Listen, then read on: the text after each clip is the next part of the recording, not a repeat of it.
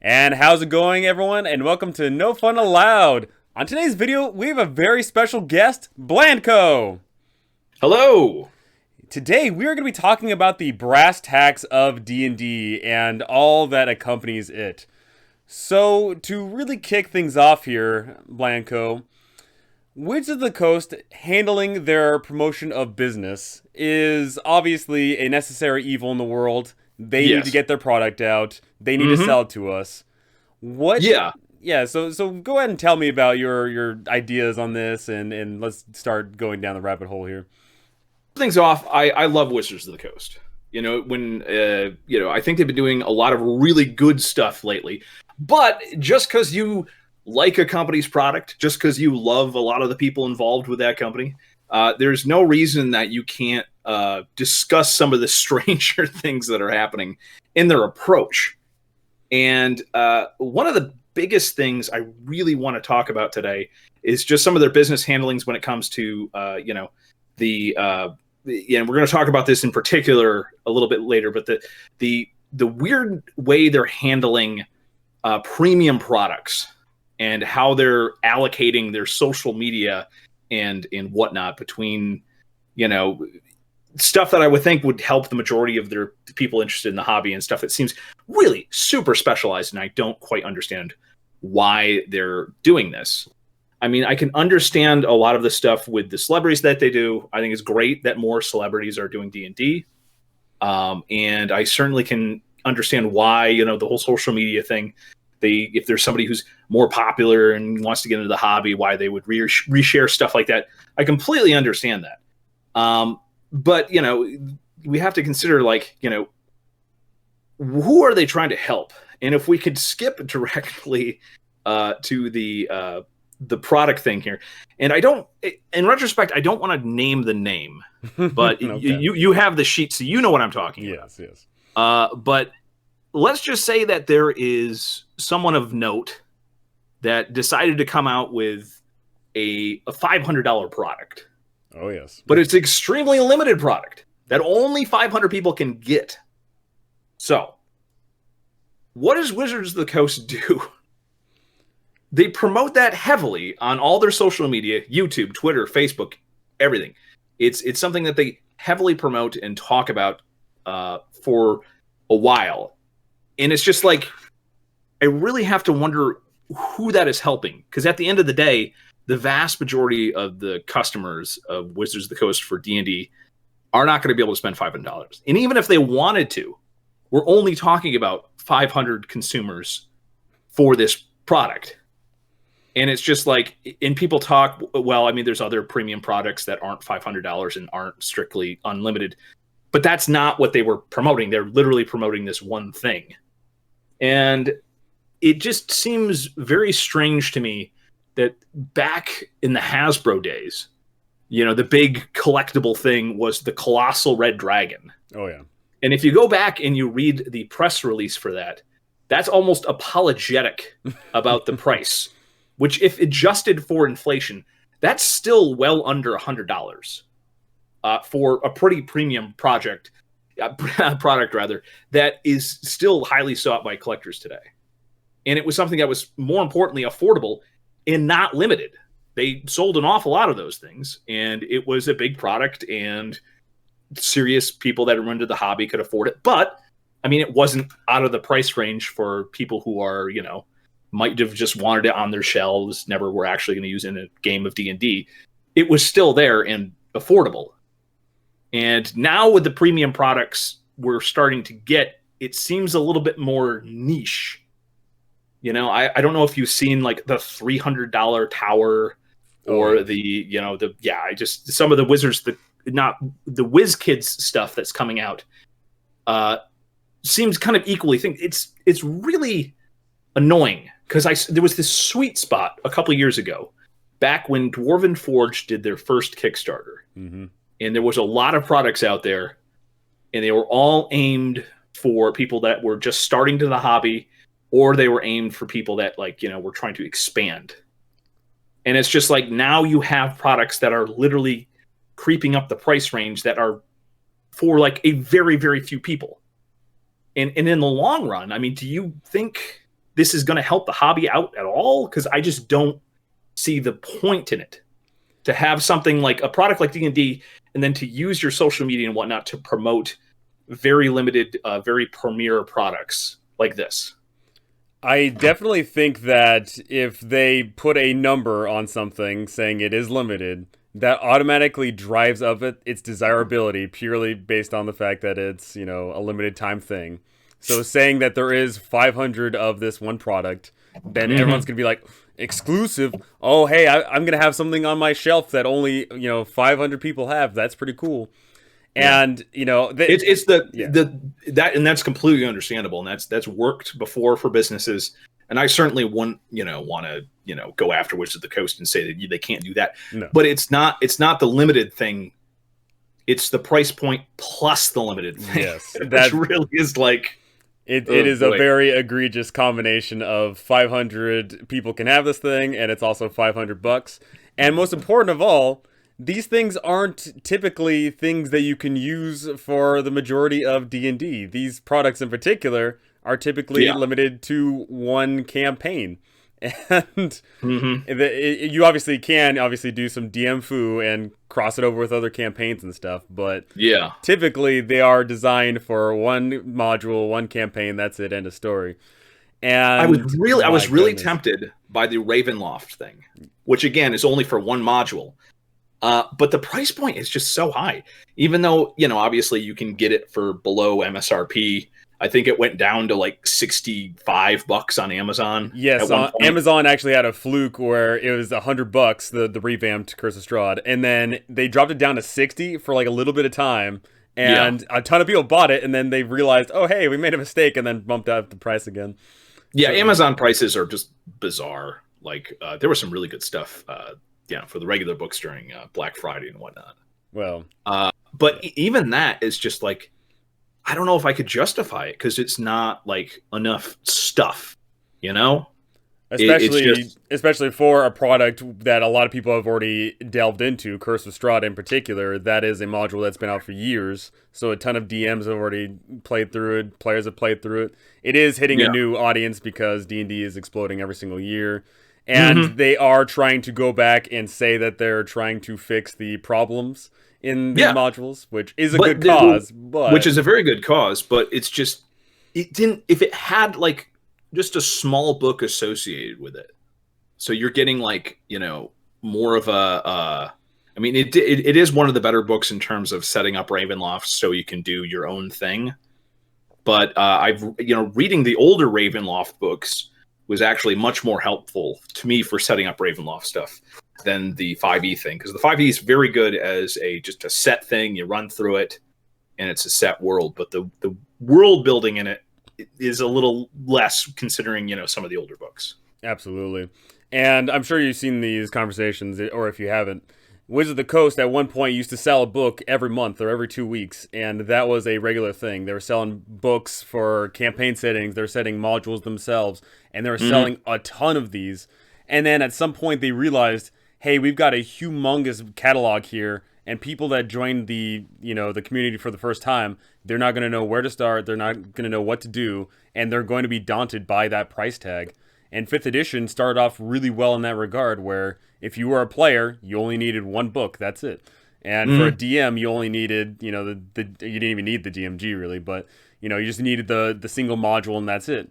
But as the years go on, we're now into 5 years into 5e, we are starting to see that mountain of books begin to pile up in regards of what the DMs should need, what players should need, and campaign settings. And I wonder if they're going to fall into the same trap that they did so many years ago with their previous previous editions. I have no clue. I mean, if they did an updated thing where you got the 3 main books with all the updated stuff from Xanathar's Guide and everything like that, that would be interesting. But I don't know the necessity of that, because they do have the free rules, which are updated, and they do have the D&D Beyond, which is handy when it comes to character creation and whatnot.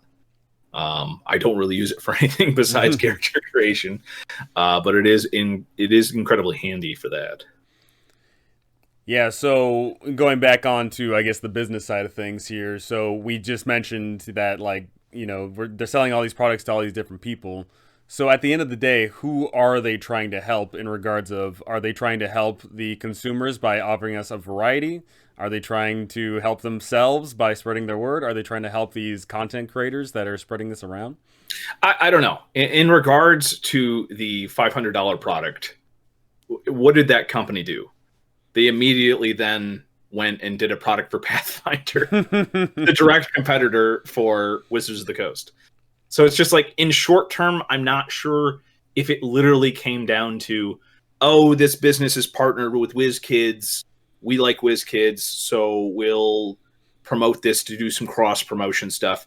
And nobody was really thinking in the long term here, and that just might be something people just don't think about. Or it's just a simple fact of, oh, this just seems like a cool thing to do, and we want people to think we're cool, so we'll partner with celebrities and stuff, which is just like, yeah, I think that's awesome when it comes to certain companies. Joey McNeil. But other ones, like, it's just confusing. But yeah, no, I think they're getting tremendous short-term goals done with this, and I think they're making a lot of deals short-term, which they're not really thinking of the consequences of them long-term, unfortunately. Yeah, for sure. So right now we of course are getting this explosion of content. We are getting a book every 3 months Yeah. on average, and we will Here's the continue thing. to do so. Our next point is the effort.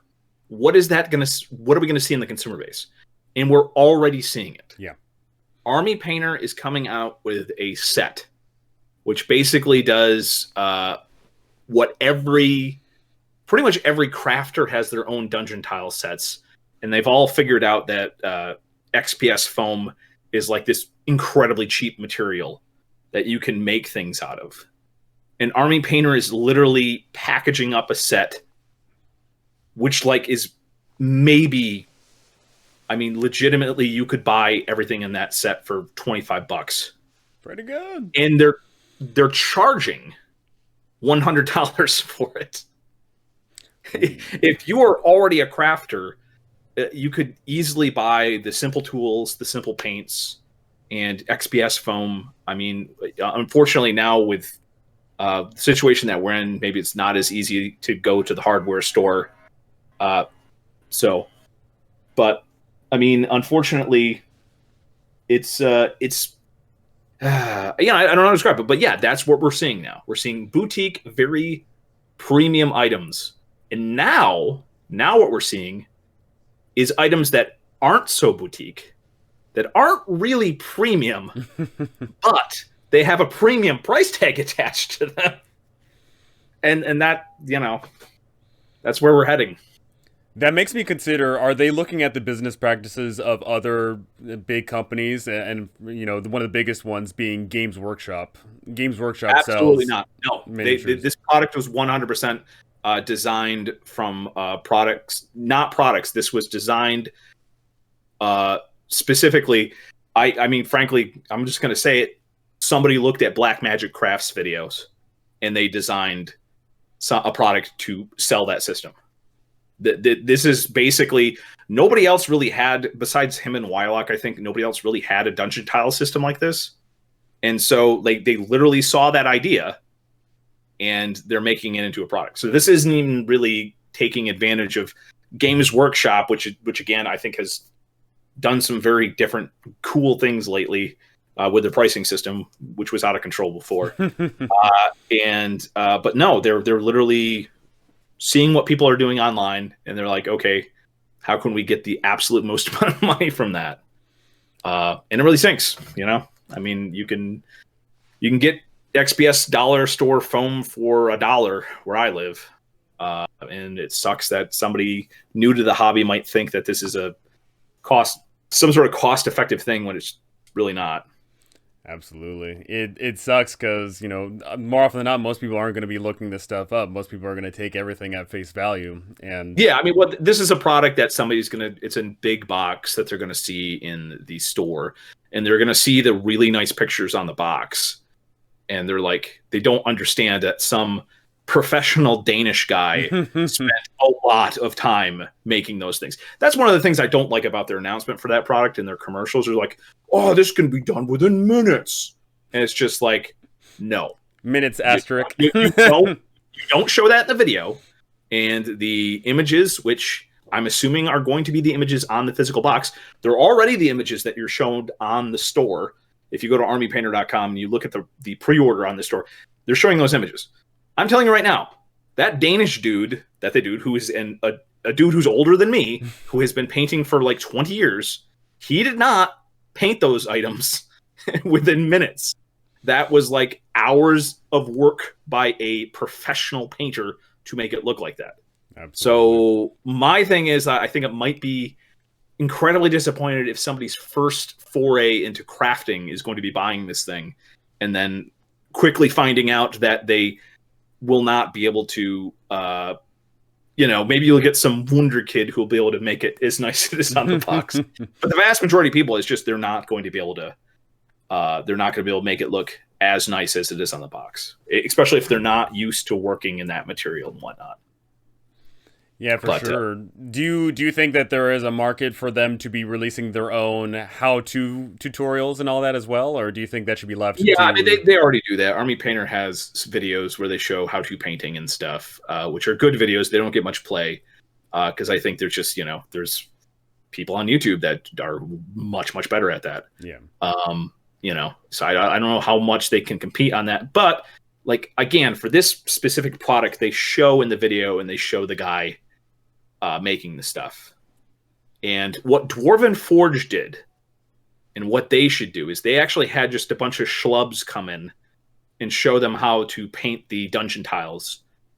And they kind of showed them the correct way of doing it. And it showed the progress of them, not within a couple minutes, but within probably 30, 40 minutes, learning the knack how to do simple things. They really should have done that because this is who this product is aimed for.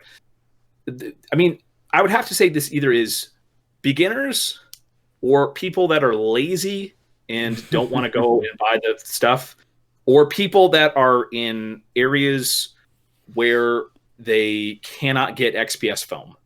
Because there are people that are in like these areas in the US and Canada and, especially in Europe where it's just, it's certain areas hard to find this stuff.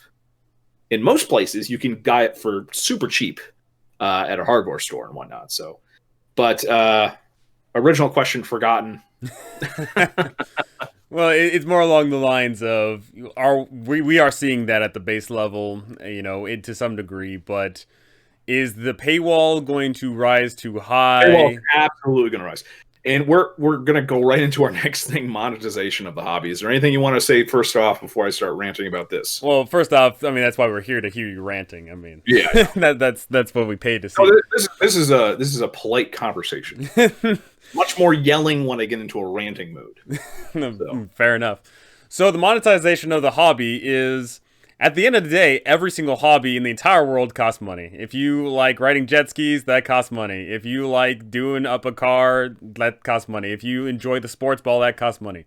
And, once we come down to sit here and play role-playing games are interesting in the fact that you theoretically could have a creative group of people buy the product one time, that's it, end of story, and then the company never sees money again, but somehow those people are still enjoying the product. Where we're at right now with the internet, you could easily have a situation where somebody could use the free rules, or somebody could stumble across some other rules that aren't necessarily free, but they get them for no cost on the internet. That could happen, and you could legitimately just run an entire game using just the free rules and SRD stuff that's released. Absolutely. And it is unfortunate that the whole piracy thing is rampant, but people do what they do and there's nothing you can do about it, really. Obviously, Wizard of the Coast tries to step down on some of the big you're a young ones. Man, so I'll forgive you. All of these young people today, you've never existed in a world where the internet did not provide everything.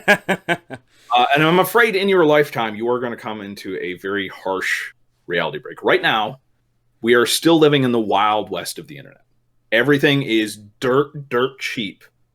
and everything is either dirt cheap or free if you just want to go out and get it. Mm-hmm. Unfortunately, that is going to go away, and it is going to go away very soon. The new deal, now that they're going to start having films on HBO, all this stuff, the technology is there to turn off the spigot of the internet. No more free content. No more piracy. The technology is, if it's not there, it's really close. And unfortunately, we're going to eventually go back to a system in your lifetime very soon. I say, probably 5-10 years, where all this content is once again just not going to be available. You're just not going to be able to go to your computer and grab it anymore, which I don't think someone like you could even imagine that. But me, who was a small child before the internet was fully, implemented, I know what that's like. And yeah, so it's going to be the same thing. Like there's going to be DRM restrictions, all this stuff. Like that's going to be a real solid norm coming up. Unfortunately, this whole situation that we're in right now in terms of, places being locked down and people in their homes more using the internet more, that's accelerated this quite a bit. Yes, absolutely. And, unfortunately, the Wild West of the internet is going to go away.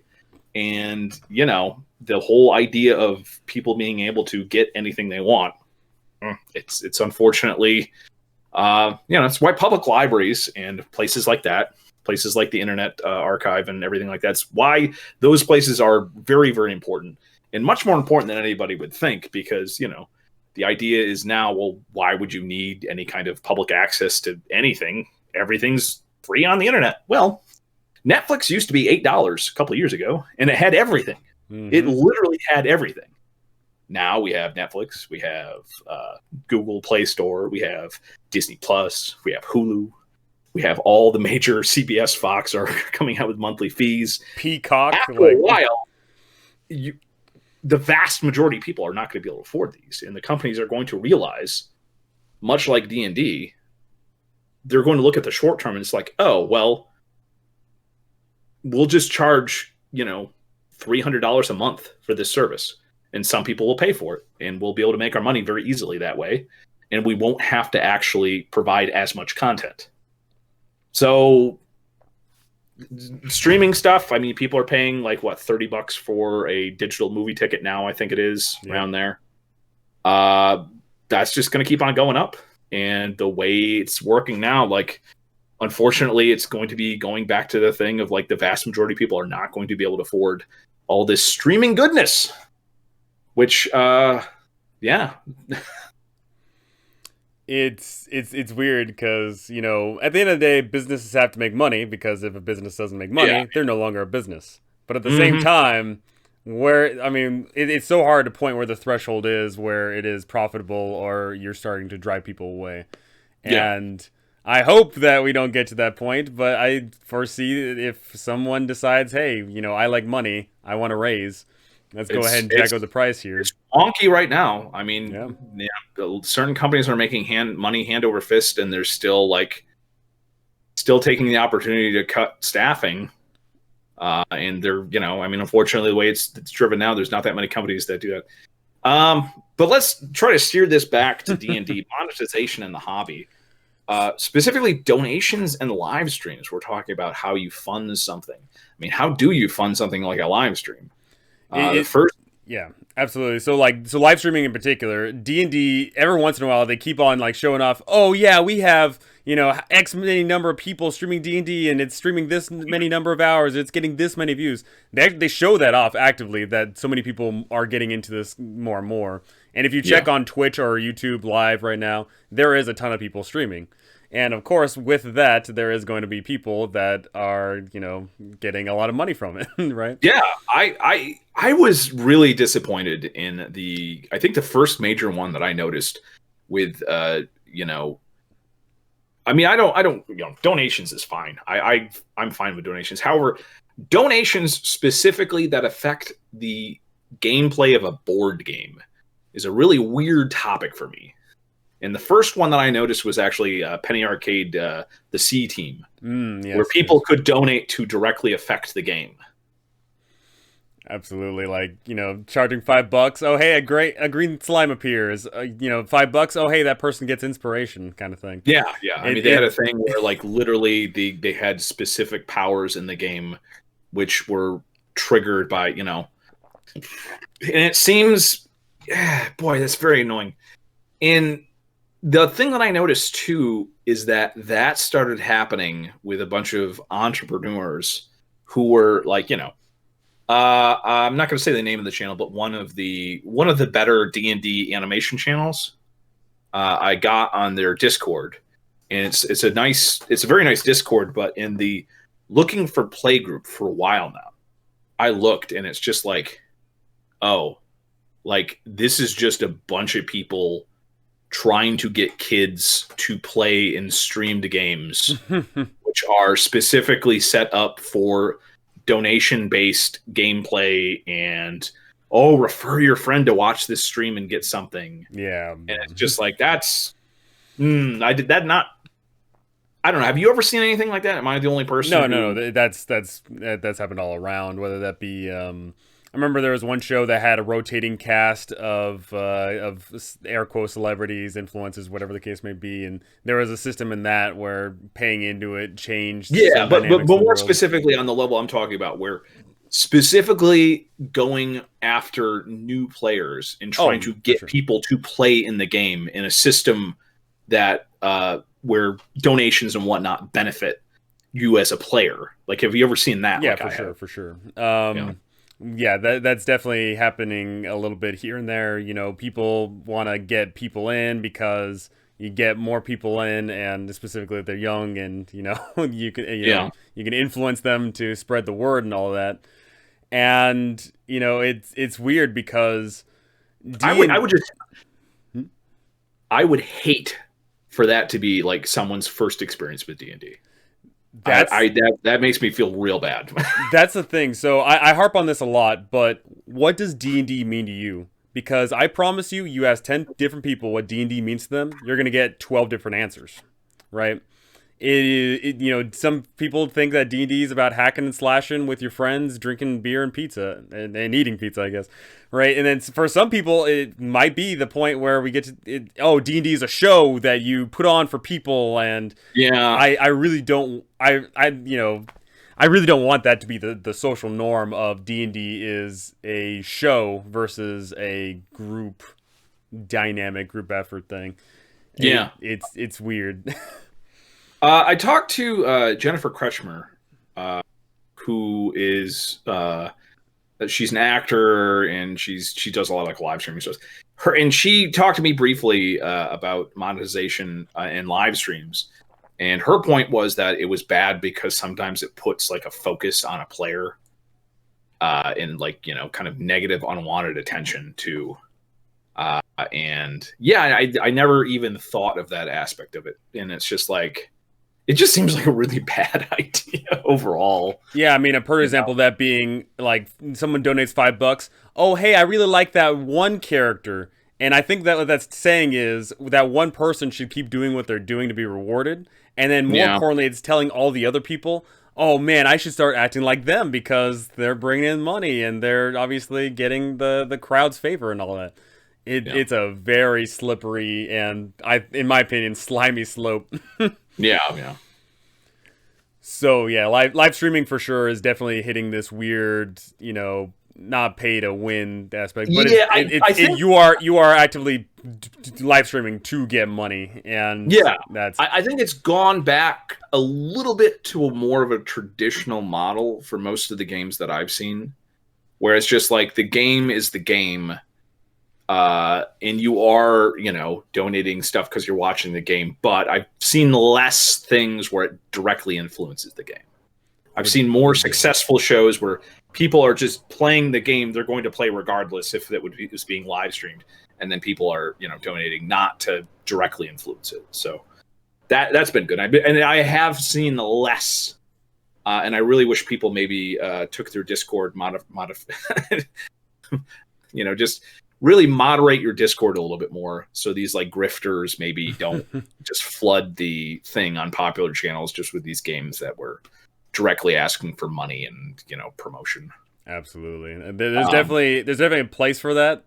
Obviously everyone is going Yeah, to seek it's out just what they the desire. looking for group thing. I mean, it's just like, I've done the thing where I've played on like random games on Roll20 like once, and that was fine. That seemed to work out good. But yeah. Other than that, though, I don't really know of any good online places where you can just like play D&D with strangers. It's tough. I mean, there's a lot of different Discords, Reddits, just Roll20 itself, and I'm sure there's many more that I just don't know of. And I think that is kind of an issue. Is whether this be Wizards of the Coast or whatever role playing game you're playing, there needs to be like they need to help out people seeking out these groups, right? Because Yeah. every once in a while, yeah, you have a group of friends that says, "Hey, we're gonna play a game, join us." But I'm sure plenty of times there's people that show up and say, "Hey, this game looks neat. Too bad I don't have any friends that would be interested in playing, or I don't have any friends, or whatever the case may be." Right? That happens, and I think trying to facilitate a system or a place where this is the standard where you can go and play games with random people, and hopefully over time they don't become random people. I always felt bad that like there wasn't more like Roll20 was a pretty good system for that, and I felt bad because the D&D Beyond forums were actually really good when they first started up. I stopped going there, but like it seemed like that would have been the perfect starting point for starting some real like not just like a forum thing like looking for growth, but actually some sort of like real system in place for finding groups and playing the game and stuff. And that's Absolutely. a shame. And so obviously online that should be a thing, but going into the next topic here of hobby stores. And I personally, I've my hobby store down the street, they used to host games, I think twice a week, and you would just show up and you could play, and that's that end of story. But nowadays, of course, that is not the case. Nowadays, Yeah, it really. Let me know if this was the same thing. It really started with the Wizards of the Coast, and I always forget the name Adventures of it. League. The adventure. It really kind of started with that, because like it seemed like a lot of hobby store people who didn't know what was going on. It's like I just wanted to run a game, and like they were really pressuring me to run just an Adventure League game, and there was a real difference in the crowd of the Adventure League gaming. The last time I went to an Adventure League thing, like it was a very bad experience because a kid had obviously like looked up the and the adventure, the riddles and everything, and just like was solving the puzzle in this weird way which made no sense. And it was like after like a couple minutes, I was like, "Oh yeah, he read the entire thing." So yeah, I actually don't think that's the greatest like system to play with strangers. I mean, if you're going to do some sort of like game thing that rewards, this weird way of doing stuff and cuts down on your options and stuff, it seems better off just to like play, just have a bunch of introductory things and just let people play the game from the book without anything else. But yeah, and that's when I started to notice that people started to charge for play space. Mm-hmm. And I don't think that's been implemented very many times. And again, we were just talking about live streams charging money to affect the gameplay. Have you ever heard of a Gashapon machine? No. It's the little machine that you put money into. Oh, gotcha. Yes, gotcha. Okay. And you get the little ball thing. Yeah. I've been listening to too many internet nerds who call it by the Japanese version of it. It's the little capsule toys. Yeah, absolutely. Many stores are buying one of those. Have you ever heard of this before with D&D? Yes. You've heard of stores doing this? Yeah, and they have the tiny little models and No. You spend a couple dollars in the machine, you pull the crank, and the little ball comes out with a piece of paper in it. Ooh. And you get the piece of paper, and it's a health potion for your game of D&D. It's advantage for your game of D&D. Oh. Like this is something that I heard on a podcast. Oh, And the first reaction of the podcast host was like, "Oh, that's neat. Oh, that's fun." It's just like, I honestly think that growing up dirt poor really kind of like sucked the idea of this being neat or fun away from this. oh, for sure. This is a way to earn more money. But again, the lifeblood of any nerd hobby is the younger player. And I don't like the idea of somebody will have an easier time at the game if they have a couple extra dollars to waste at the game store. Oh, your character died? Hey, you should have paid for that potion. Ponied up to $2, man. You could have got a health potion. Oh, you missed that attack? Hey, maybe you should have had advantage there. It seems like such a bad idea. That is an incredibly toxic idea. Mama mia. Like, that's just like, so many people have mentioned it and like been like, "Oh, that seems like a great idea." It's just like, okay, yeah, I'm in my late 30s now. I'm an old man. Ancient. But like, that'd be fine for me if like I was the only one going to the game stores and trying to get in the hobby. But I'm not. Like, there's a bunch of kids trying to get into the hobby too, and like, it would suck for them to do this. Now, they're trying to say like you have to do stuff like that to avoid charging for table space.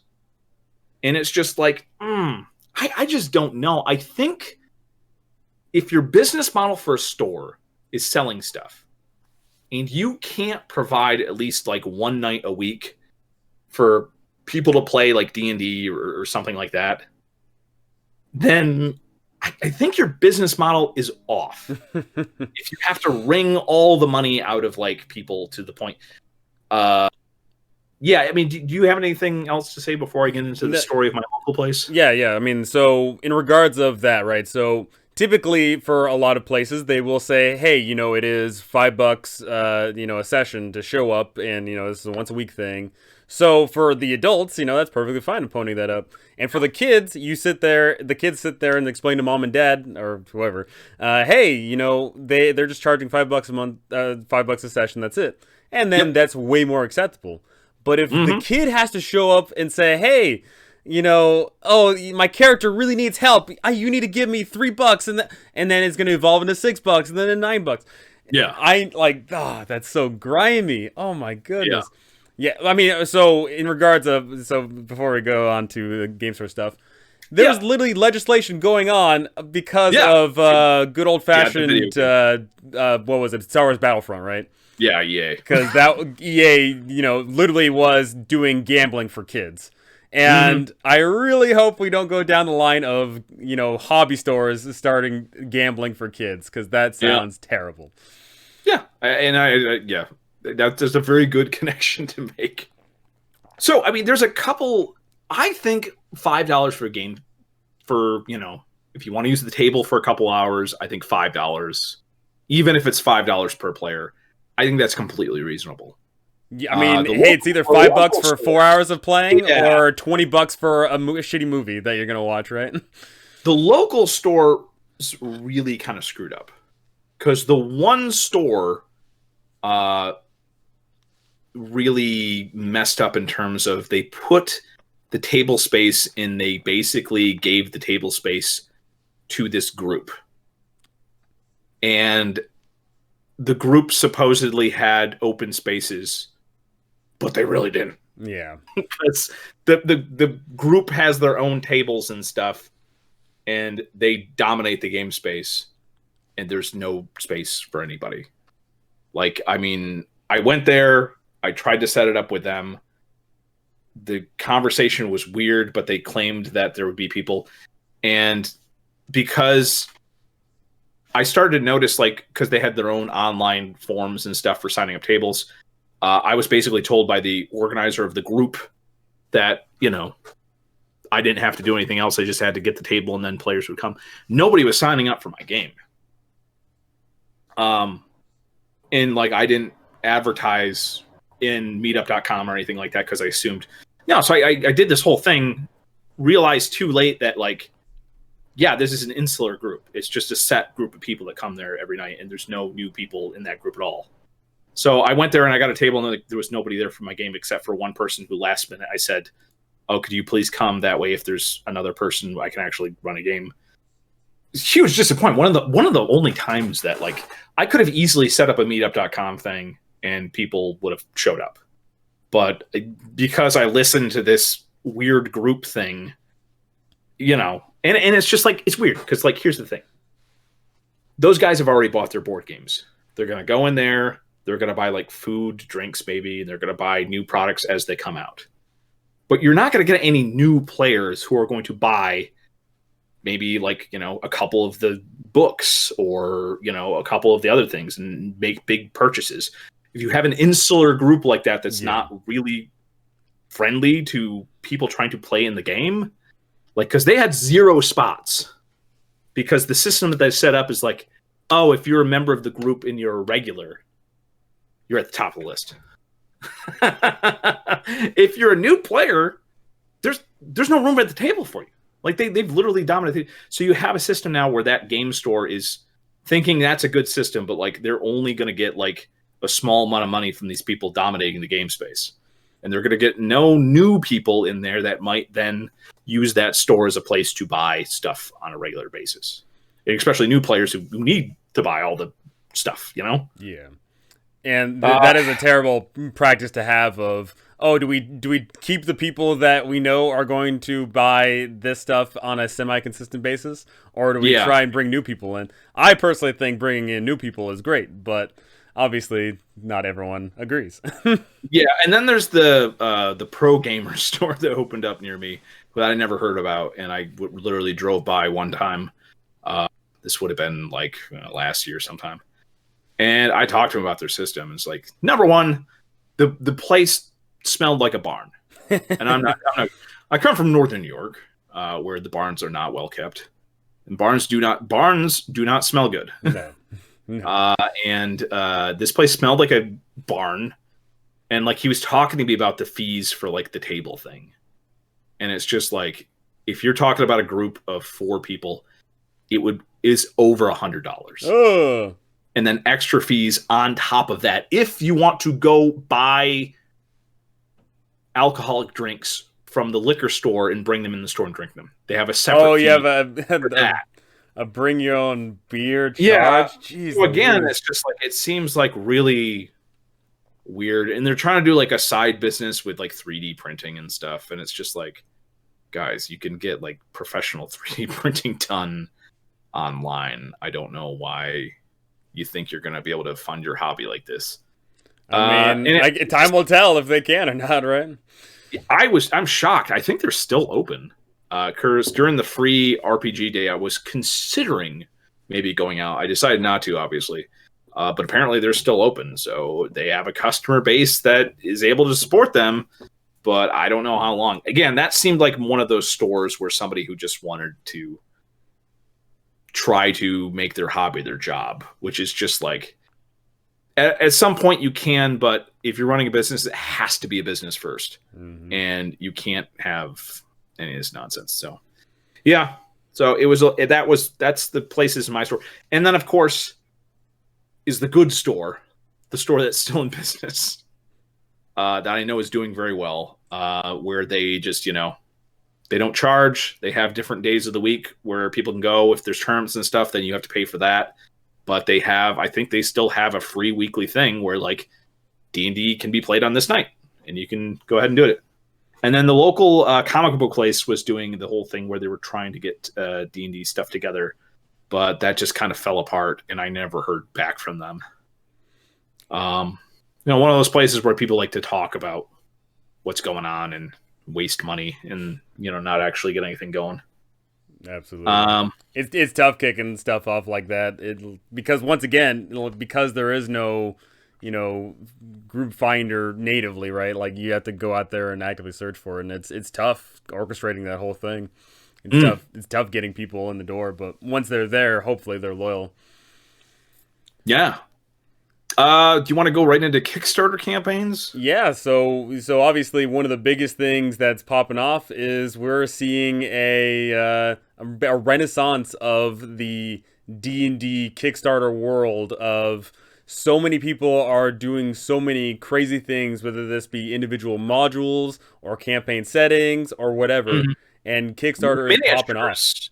I mean, miniatures. I mean, Reaper intended their first Kickstarter to kick out more U.S. production. So I believe they are still trying to figure their way through that. I know they produced a bunch of like bases and stuff in country, but like just hugely successful. Despite like that being a product which is not like their first line of Reaper Bones miniatures were not like the greatest product in the world, but I think it showed that if you're giving affordability, like that's really captures people's attentions. And unfortunately, we're seeing companies like Dwarven Forge, which started out with that line of thinking. Mm-hmm. And again, I think, can you think of any of the other ones that I'm not thinking of? Because Reaper Bones 1 and Dwarven Forge, the first Dwarvenite thing, both PVC products. As far as I know, that's from my perspective, that's what kicked off the Kickstarter thing. Can you think of anything that's happened maybe before that? In regards of minis and all that. Well, anything D&D related. I don't follow the module stuff. In regards of that, obviously one of the biggest ones was Cobalt Press. Cobalt Press. Cobalt Press is going hard on that. They are releasing content all the time, and they'll put out like a measly sum of we only need like 75,000 or whatever, and then it shoots to 200,000 in a week or whatever. Yeah, they'll be doing stuff like that. Good old fashioned. Who do you call those guys? Critical Role. Critical Role is really. Oh yeah. Well, that was the. They didn't know that they. I can't believe how oblivious they are to how like popular they are. They just didn't understand like the base that they have, which is like we only get like 1 million viewers on each episode. Their base is both like people fans of their D&D stuff, and they already had their own fan base because of their video game and anime work. And it's just like you don't realize that group of people loves to spend money on stuff. Oh yes. Like you didn't get that? Like I just don't. It's shocking to me that they didn't understand like what it really is shocking to me that they didn't understand like how successful. But I think that's like one of the latest success stories. And I think the thing that was started off Kickstarter was really the value add. Yes. Because even with because I think the video game stuff kind of came before the success of the well, I'm not quite sure. I think Reaper was one of the huge ones, obviously, right after the video game stuff. Mm-hmm. But always there was a value add of you were actually getting a product cheaper than you would retail. And it seems weird that not many products have come out mainstream that are kind of taking advantage of that. I think WizKids with their unpainted line, I think they certainly realized what was going on. And I think that unpainted line is definitely the smartest thing they could have possibly done. Because it's a product that is MSRP $5. And like that's a really good price point to have for people in the hobby that might not have, I think everyone's doing very well with that in terms of stuff. But it's just very disappointing that Dwarven Forge is now 100% going after premier customers. And to the point where the simplistic cavern thing that they originally designed is no longer in production. Like you can buy the revamped version for a much higher price. And that first Kickstarter was the absolute best value that you could get. Like, I mean, it's an indestructible product that was a very good price. Certainly somebody great for me who, does a lot of public games. I used to run a lot of games at public libraries and stuff like that. So you need some stuff that's going to be like affordable and durable. And now they've gone kind of after more the castle collector things where people who have the thousands of dollars to spend on the highest Kickstarter pledge, that really seems who they're going after, because the value add they had for the lowest Kickstarter tiers is really not much of a value anymore, unfortunately. And I think some companies are starting to slowly go that way. But I think the big thing is, like, it's just, I haven't seen the success from that. I've seen short-term success, but I just don't think the long-term success is there, and it's very frustrating. So I see a lot of independent companies doing things like, an owlbear plush or something like that, where it's a very affordable thing for the Kickstarter thing, and they're having tremendous success doing stuff like that. But I don't see any of the large companies. No. So there's a bunch of smaller companies that are doing like pop-up art in regards of pop-up minis and pop-up little terrain features and stuff. That's certainly seeing a lot. But Stonehaven Miniatures did a line of pop-up terrain that I bought, and I'm probably gonna have to sell because I just don't want to deal with it, because you actually have to like assemble it and stuff. And Stonehaven is just one of those companies that's just amazing. They managed to move their manufacturing completely within the US, and they have very amazing miniatures. Their prices have gone up a lot recently, but I think it's just amazing miniatures and stuff. And they did the pop-up terrain. I just don't, with all the terrain crafting stuff, it's just like you can make your own 3D stuff, which looks way better than that. Yeah. But I mean, there's always the progression, Black Magic Craft started out like he was like, I'm never going to use 3D miniatures. I got my flat miniatures that I'm going to use, and there's no need to use anything else. So we keep on talking about these companies that were doing one thing and are doing something now.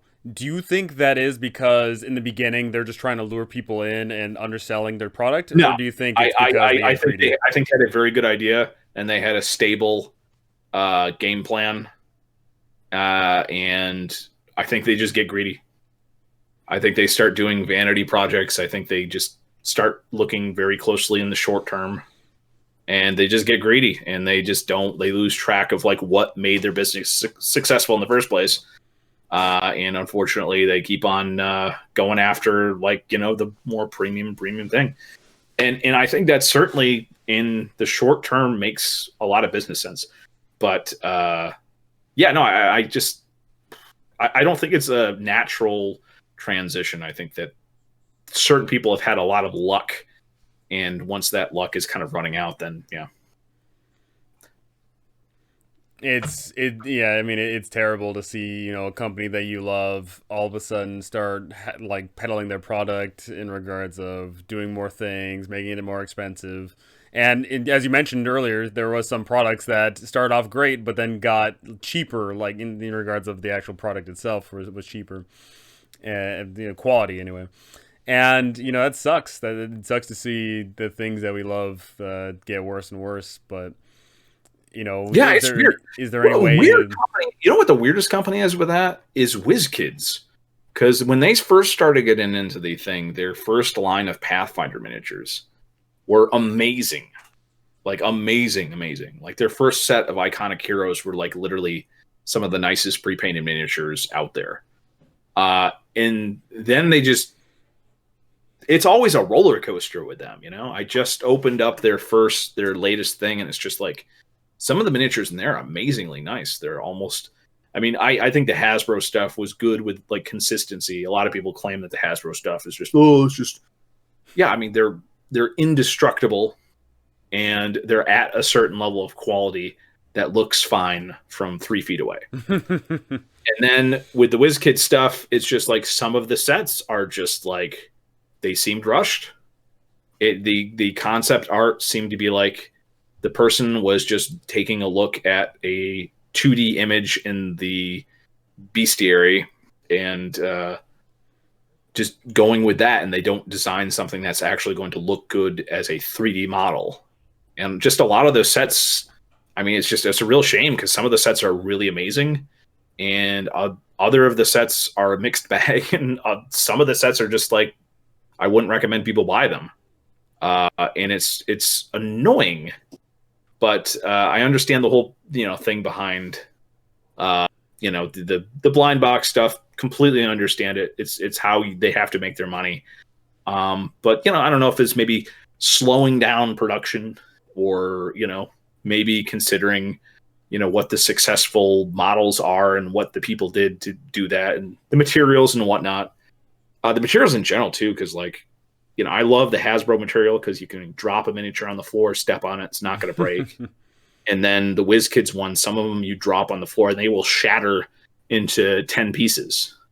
Because the mix that they use is just there's no bend to it, there's no give to it, it's very fragile. But it's not like it's fragile because it's resin and captures all the really nice detail. It's it's all the same, I think, mostly recycled PVC material. So yeah. Do you think that if Hasbro were to sell Wizards of the Coast, what do you think was going to happen with their product line in that regard? Repeat that? You've heard about there's a possibility that Hasbro is going to be selling Wizards of the Coast, right? Oh, I can only suspect that the product lines, considering what I've seen, negative stuff. Just from my perspective, I'm not sure if there's some aspects of the company, but in terms of their, the quality of their miniatures and the relationship they have with other companies and whatnot, I don't know who would buy them, but maybe a company that could.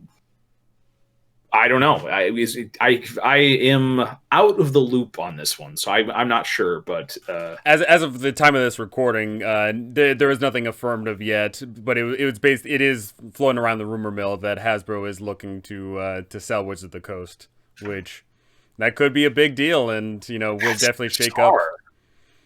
I mean, maybe they know something I don't. It seems like D&D is actually still going on an upward trend. The rumor mill floating around was Hasbro basically acquired Wizards because they wanted Pokemon. And the thing about Wizards of the Coast is, well, of course we consume D&D, and of course is like all we're talking about. But the big money from Wizards is specifically Magic. Magic is a way bigger sale. So that's a whole another thing. Mm-hmm. And, I guess going into the big names here, going into the big peoples that are shaking and influencing the world here, is, of course, the influencers. The big YouTubers, the big celebrities. You said that Joe Manganiello, my True Blood Bay, that guy's great looking dude. Banks. I actually got to watch him play D&D live. That was awesome. But if we could just get on a Joey tangent here, I think his store is doing it right. I mean, he's got premium products, but they also have stuff that goes on sale.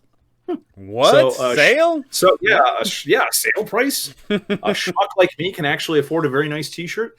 Every once in a while stuff on there goes at pretty good sale, so the quality is good and the price can be right, and that's the way to do it. He's not out there selling just the silver rings for $300. It's it's a wide variety of stuff. So. Yeah, I'm a fan of old school D&D stuff, and I love he's got a whole bunch of stuff in regards of liches and in regards of death knights and stuff. I really dig it. So these influencers are, of course, coming into the playscape, and they are selling their own product, which is perfectly fine, of course. Yeah. But something I want to talk about is they're influencing their idea of what D&D means. And something you've written down here is the idea that 5e is a modular game. Yep. And the thing is, obviously, everyone takes that modularity to their own degree. And what are your takes on influencers influencing people? The biggest thing that I ran into, unfortunately, it's actually two things. I'll touch on the first one. Is early in 5e, there was some big influencers who seemed really like, I'm going to force in 4E mechanics into 5E for no particular reason, despite them being diametrically opposed to the combat system in 5E. I'm going to force these 4E mechanics into 5E, and for seemingly no reason other than this person liked 4E, which is that's cool. Play 4E. Don't try to make 5E. Don't break 5E with mechanics that don't go along with it. I mean, the idea of, I don't even know how granular I have to get with it, but I mean, is anybody who has played 4E and is a fan of 5E is generally not going to have fun memories from 4E. That's how I will leave it. If you're a fan of 4E, I mean, I would say cool. You must be happy with other strategy games that do the strategy thing way better than 4E. And if you're interested in 5E, then you should understand, like, you know, it's not a full combat game. There's actually like integrated stuff. People can use skills throughout the entire game. There's not like a little skills challenge where, okay, here's your time to use your skills. And and then there's always been talk about, you know, people like the mechanics were even color coded. Some people have like come across and said, "Oh, well, I don't understand why people were always comparing it to like Warcraft and stuff." There's mechanics in the game which were color coded the same way as Warcraft was. It was clearly set for a different perspective on D&D. And even when Chris Perkins, when Chris Perkins ran those games for Penny Arcade, I think that was actually the start of the resurgence of D&D. Chris Perkins didn't do the full 4E thing. He just didn't. he streamlined a lot of stuff. He changed a lot of the rules. He ran the game suspiciously like 5E. Wow. Yeah, so it's a very annoying that the influencers are straight up trying to, like, in the way early stage of 5e, we're straight up trying to, like, just, you know, use their influence to fundamentally change the game, which is just like so annoying because, like, the vanilla game is the best starting off point.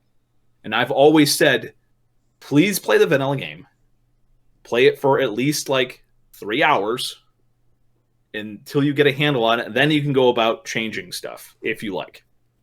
But yeah, I did a thing where I asked on Twitter, Facebook, Reddit, and D&D Beyond, like, why people thought starting off at 3rd level was a good idea for people just starting out in the game. Mm-hmm.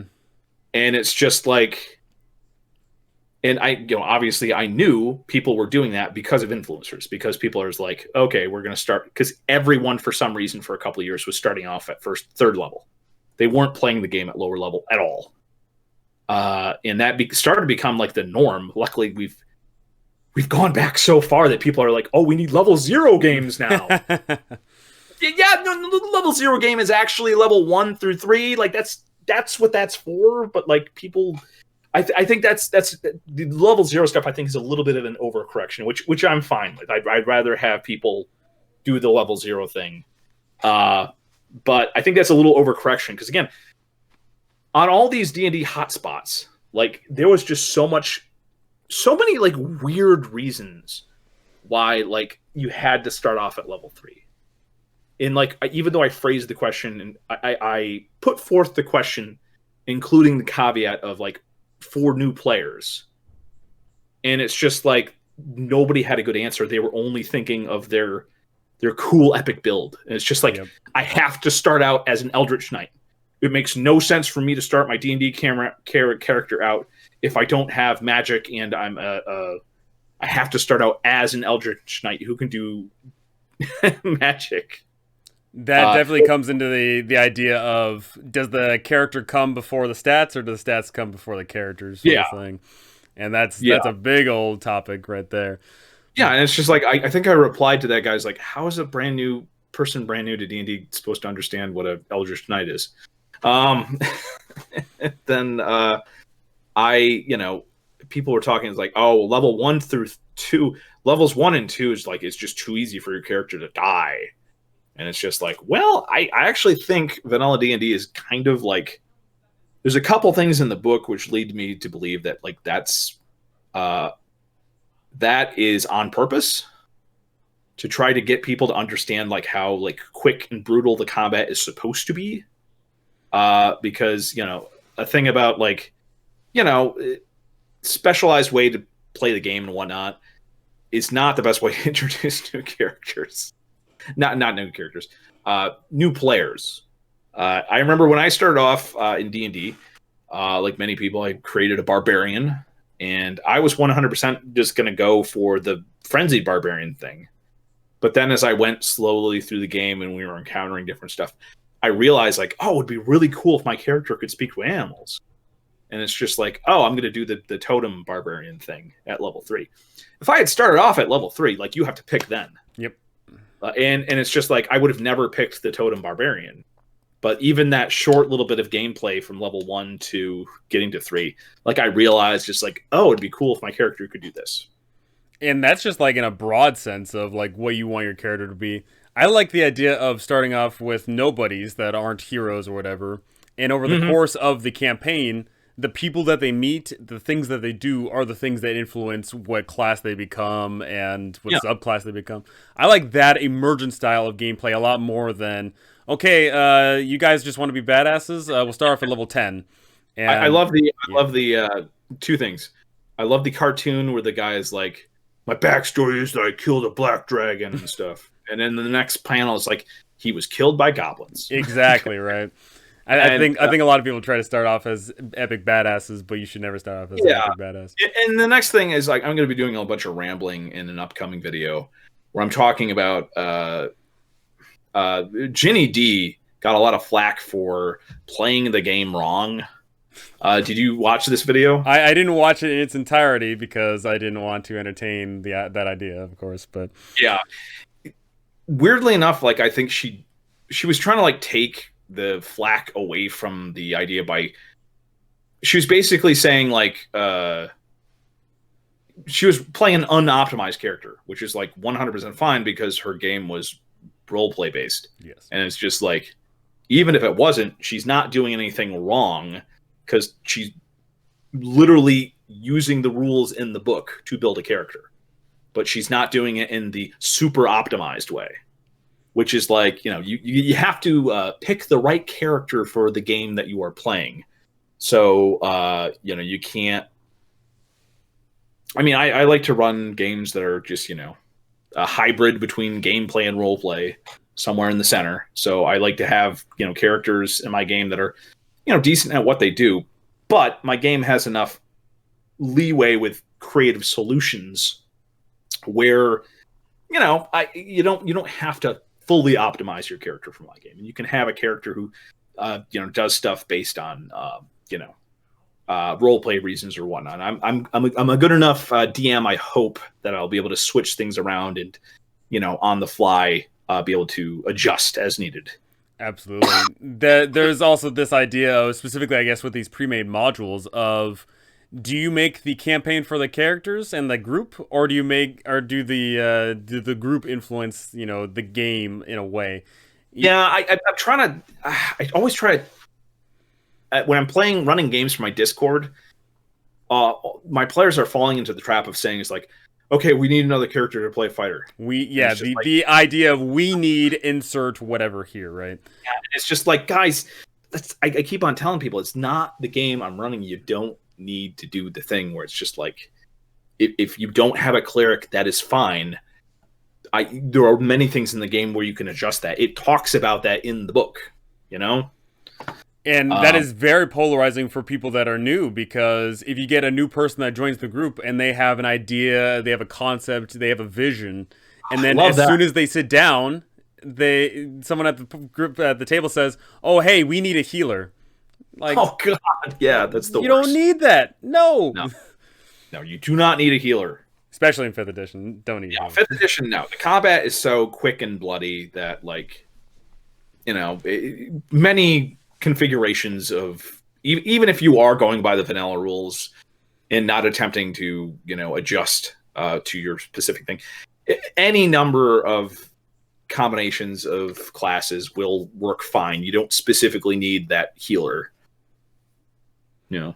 But yeah, so I'm going to be talking about, ranting about all of that and how in my games the wrong style of play is someone who sits in front of their computer alone for hours and crunches the numbers and is going to win D&D. It's going to create an amazing character and is awesome and do all these cool things. And it's just like, okay, that's a very specific type of game. And unfortunately, that I think is a game maybe influenced by the last edition, maybe influenced by certain online communities that like to promote that sort of gameplay. You are coming up with all the fun, cool things that happen in the game before you're playing with other human beings. You're doing all that. You're like, okay, at this level I'll have this, and this I'll be able to do this. This will be synergized with that, so I'll be amazingly cool. And it's just like, and I've had players who just completely ruined the flow of the game because they came to my game that I tried to explain. This is a game that rewards creativity and teamwork. And they came to the game with like, oh, for role play reasons, I need to use this UA rule set.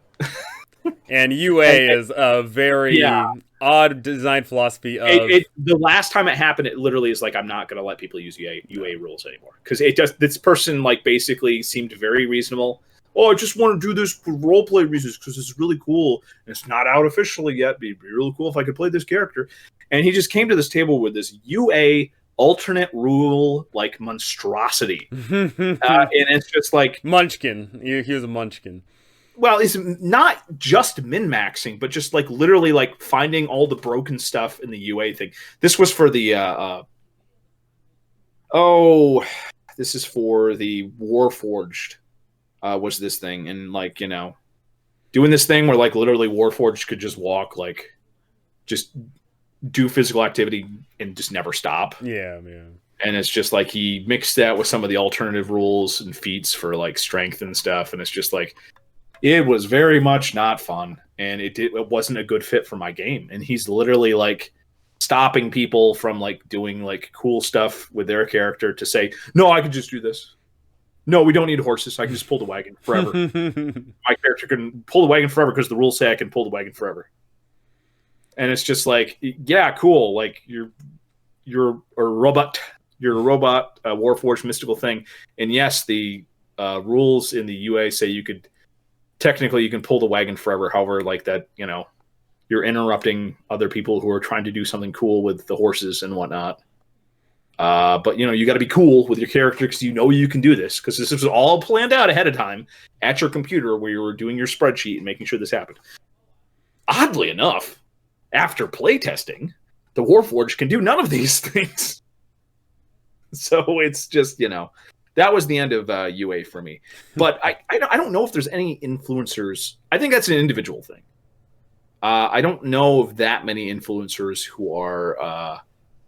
really like saying like this is the most optimized way to play this.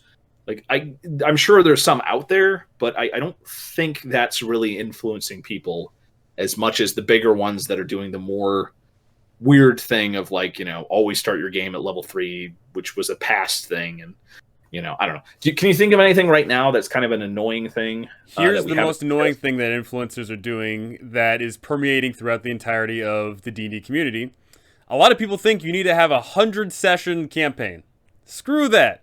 I don't want a 100-session campaign. No, you don't. So obviously the biggest one being Critical Role. That first one had 120 some odd, and then this newest one is going to push on even further. And so that's the golden staple to go after. But it's not just Critical Role. Obviously, people emulate Critical Role because they want to be Critical Role. And so all these other influencers are doing what Critical Role is doing. And thus, a ton of people are consuming the same sort of space of, we need to have campaigns that are super epic, levels 1 through 20, where you go out and save the multiverse, and you go out and do. I want small-scale campaigns that are anywhere between 10 to maybe 30 sessions at most. I don't want the universe to be at stake every single time because that gets real old real quick. And I want a short, quick, fun game that is actually memorable because I promise you, if you have a 100-session campaign, you're going to be forgetting the majority of it. Yeah. Oh, yeah. No. Like, I've had, like, 5-session campaign stuff. Yeah. And, like, people, like, I think that's... I honestly think the 5-session campaign thing, if you're playing for 3 hours... Like unless you have And of course, everything that we're talking about here, it doesn't really matter if I think if you're close friends with the group that you're playing with, I think that definitely changes things. I think if you are, but unfortunately, what's happening right now is a lot of people can't play with their closest friends right now, and then they're kind of forced to go out there and play with strangers. And I'm going to say the same thing that I've said the whole time. Like, play vanilla. Forgotten Realms is generic enough that everybody understands what the hell's going on.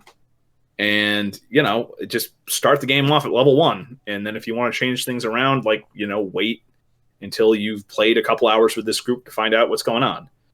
The whole 100 session thing, man, that's just so many hours. And you're not like a professional voice actor. I had this whole discussion with why the Adventure Zone can be run like that and why Critical Role can be run like that. And it's very specific. The Adventure Zone is literally like 3 brothers and their father playing a game. And it's just if you look at that game, that first season of Adventure Zone, I stopped listening to it because literally Griffin. Are you familiar with that at all? I only watched a part of a single episode. Yeah, the podcast thing that they did, the Adventure Zone, literally the DM Griffin made every mistake that a baby DM does. literally the trope where I don't even know the name of this, where suddenly you realize, oh, it's not a fantasy realm. It was sci-fi the whole time. And it's just she doesn't realize so many people have done that. And it's so stupid because people come up with their own little things and stuff. And you find out, oh, that entire reality was a lie. And it's a space adventure now. And it's just I stopped. Because he's falling into the same thing. The only reason why that kept on going and was okay was because it's 3 brothers who get around, 3 brothers who get along really well, and their father, who is, a professional radio guy, even though he's not, a comedian or whatnot. And they understand the basic concepts of improvisation and everything. And more importantly, they have a bond which allows them to go through. There's so many issues with that just thing that it's just but then people literally talk about him as if he is a example of a good DM. He's really not. I think that's definitely something that gets annoying. Is there is of course a lot of YouTube channels and a lot of videos, influencers, whatever else that say this is how you should DM, right? Yeah. And there is literally no universal way you should DM. It's just not a thing. I say no. Golly. Or the first 3 hours, sir, if you turn around and below the Danganronpa bear, there's a book there, and that tells you how to DM. And all my advice is that try to follow that as closely as you can for the first 3 hours of game. And that's what I would say. And that's after that, you will start to get a good idea of what you want to change in terms of, whatever the rules setting, how you run the game. Yeah. And it really comes down to the group that you cultivate and the play space that you're in. If you are hanging out with a group of friends, then you, of course, are going to DM, it's a certain way. But if you play out in an open, then there are certain social customs and norms you have to adhere to. And even further tailored, you eventually begin to know these people a lot more, and you start changing the game once more. And just another sidebar. I've heard some horror stories from people in the past years, just including things like casual rape, in an open game at a con with strangers, with people who are playing D&D for the first time, and you gotta realize that you see, the funny thing is with any type of literally social interaction, you are signing a social contract. But unfortunately, not everyone reads the fine print. No. It's invisible, so you can't read it too well, but you should hopefully have some sort of understanding. But obviously, not everyone's on the same track. Yeah. And I think for a lot of those people, the influencer thing is definitely, I mean, maybe, that whole the casual R word did happen to one influencer semi recently, but mm, that was I mean that was definitely bad news bears. But going on to lighter topics, I guess we can finally wrap up this big old thing on the brass tacks of not just Wizards of the Coast, but I guess role playing games in general. Of yeah. what, Yeah. yeah, what is next for the hobby? What do you think we will see? And most important of all, what do you want to see? I'm thinking that we're going to see a lot of products from independent people coming out that are going to fill in some holes that are being left. I think eventually there's going to be another company that's going to be coming out with pre-painted miniatures specifically scaled for D&D. I think there's too much of a gray market in China right now for D&D miniatures for them not to realize. There's too many companies that are incredibly successful with miniature Kickstarters in specific.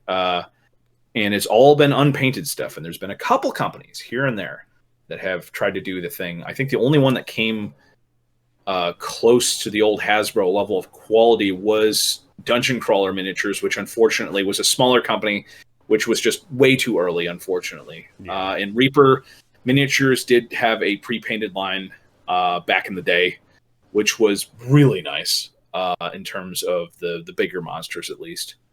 And yeah, I think somebody's going to finally realize that even though WizKids has to use the blind box model, there is a way to manufacture pre-painted miniatures which will meet the needs of the community and still be very, very profitable. There's now like just dozens of tiny businesses cropping up that are doing the unpainted thing on Amazon. If you look, back in the day, if you looked up D&D, the first thing that popped up was the Naked Elves calendar, which was always embarrassing. Oh, Lord. That's gone now, and in its place is not only Wizards of the Coast stuff, but literally I think 4 companies cropped up just in the past couple months that are selling unpainted miniatures. And most of them kickstarted the thing. I've got the walking bush guy here from one of those lines. But other companies are just going, I think Drunkle Dragons, something like that. They're literally going directly I'm going to start selling stuff on Amazon. So I think there's definitely going to be new companies in the thing that are going to be filling in some of the hobby stuff, hobby needs that we have. And I have no idea what's going to happen with WizKids and their products. I think Wizards of the Coast, again, they're doing a lot of really good stuff for outreach and whatnot. I'm not sure what we're going to see of them because, again, I didn't even know that Hasbro was looking to sell them. I think the hobby is definitely. I think a lot of people are just kind of assuming we're at the highest spot of D&D right now, and we're great. And I honestly think we're still going really slowly upwards. And I think the important thing that we should see is this really making the hobby more accessible to younger people. And I think we'll definitely see a lot of stuff in there. Because again, if you look at the marketing from the old editions, that was all aimed at 15-year-olds. You're a child. You don't remember this. But, you open up the comic book. It's literally just what we would consider it's basically just a bunch of 15-year-olds D&D stuff. That's what it was. It wasn't aimed at older people. And now it is. But I think the real growth is going to start to happen in the next couple of years. I think 5e is amazing. It's good for new people. And I think that even though you did say we have kind of a glut of books, I think a lot of people understand that you basically just need the 1 book or the 3 books to start out, and they're reasonably priced many places, which is good. What do you think we'll see? I don't know. I'm just trying to think. yeah, I think it's going to be a lot of really positive stuff. I don't think we're going to see any really big from what Pathfinder did in the latest system. I don't think that Pathfinder is going to be a real huge competitor to D&D. I think that a lot of people went to Pathfinder after after 3.5 like didn't solve all the issues people were clamoring to get solved. I think a lot of people went to Pathfinder. I think that might be its peak in terms of social penetration. I don't think that many people know about Pathfinder in terms of just casual stuff. It really is focused on D&D right now. There's a lot of smaller companies that are trying to promote like smaller, things that supposedly fix issues that they've been having with the game, but I don't think any of those are going to get cultural penetration. I think like I would love to see Warhammer Fantasy Roleplay really shine. I have the new thing. Second edition was amazing. Third edition was just a complete bust. And that's nowadays, like third edition, like people can't even buy the dice. I sold all my third edition stuff. It had specialized dice and stuff. It was just not really the greatest system. Fourth edition is a lot like second edition, but it's really specialized, which is just shame because so many people are interested in Warhammer now because of the video games. Yeah. The Total Warhammer stuff really helped out. But I just don't see, unless they can, because they're talking about, because they really screwed the pooch, because the reason nobody liked Warhammer Fantasy because for a while the pricing system on the strategy game was terrible. And they fixed that, but then they destroyed Warhammer Fantasy for this new edition, for the new world, and it's really not as good. And I think a lot of new people are getting the hobby and seeing how interesting the Warhammer Fantasy setting is through the video game. And I have not kept up on that because I've been completely separate from all that stuff. But it seems like they're going to bring back the original old world of fantasy, Warhammer Fantasy, and then hopefully we'll see maybe a new edition. I don't know, or we'll see some more streamlined 4E stuff for Warhammer Fantasy. But yeah, that's what I would like to see. Is there anything that you think we're going to see or want to see? What I think we'll see is the fact that everyone spends all day, every day indoors now. I think more people are going to convert to nerdism, and that's a good thing. And I think that people are going to start finding what they want. What I want to see is, of course, I want mainstream D&D to succeed. I definitely want Wizards of the Coast to do awesome. I want more 5th edition content. But what I'm hoping to see is people dip their toes into role-playing, and then they expand out. There is more than one system, people. There is more than one, role-playing game. Go out there and explore what you want. If you want high-action, high-fantasy stuff, then D&D's awesome for you.